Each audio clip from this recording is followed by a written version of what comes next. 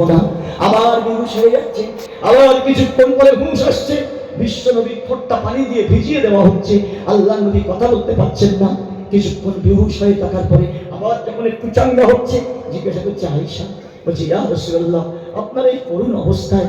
আয়েশা সিদ্দিকা রাদিয়াল্লাহু তাআলা বুকের উপরে বিশ্ব নবীর মাথা, আল্লাহ নবী সাল্লাল্লাহু আলাইহি ওয়াসাল্লাম পানিটা দিয়ে ঠোঁটটা ভিজিয়ে দিচ্ছেন, না আয়েশা নবীর ঠোঁটটাকে ভিজিয়ে দিচ্ছেন। আল্লাহ নবী বলছেন, আয়েশা জানো আমার কত কষ্ট হচ্ছে, আমার মনে হচ্ছে উহুদ পাহাড়টা যেন আমার বুকের উপরে চাপিয়ে দেওয়া হয়েছে, অথচ বিশ্বনবীর জীবন কবজ করা হয়েছে পৃথিবীর সব থেকে আসান তরিকায়, তাই আমার ঠোঁটটা শুকিয়ে যাচ্ছে, একটু পানি দিয়ে ভিজিয়ে দাও। কিন্তু সেই অবস্থায় হুঁশ ফিরছে, তো বলছে আয়েশা সেই 7টা সোনার টাকা কি করলে?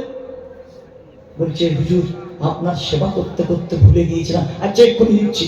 আবার নবী যখন বেহুশ হয়ে যাচ্ছেন, কান্নাকাটি পড়ে যাচ্ছে, আবার ভুলে যাচ্ছেন, একবার দুবার তিনবার বিশ্ব নবী জানতে দাও, আমি আল্লাহর কাছে মুখ দেখাতে পারবো, আরো টাকা দেন।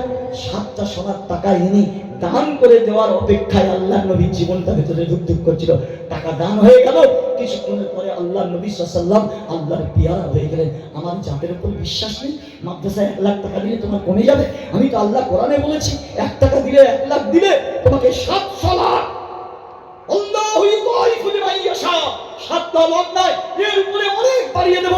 এটা আমিরউদ্দিনের বক্তৃতা বললে ভুল হবে, এটা আল্লাহ 1000 বছর আগে এই রকম মানুষের দিনের জন্য টাকা নেওয়ার জন্য আল্লাহ রাব্বুল আলামিন নিজেই বক্তৃতা করেছেন। সেই কথাটা আপনাদের কাছে নকল করছি। 2 নম্বরে কি আছে?